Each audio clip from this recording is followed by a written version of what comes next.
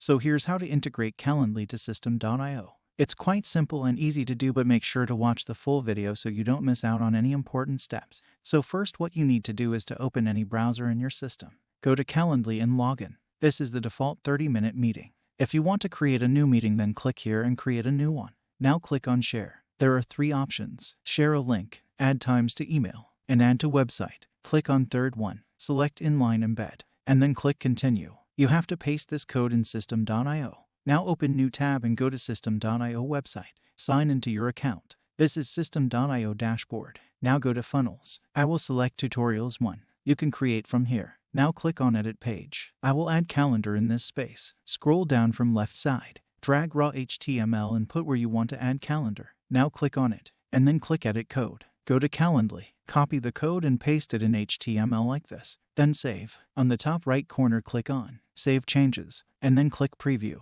This is how you can integrate Calendly to Systeme.io.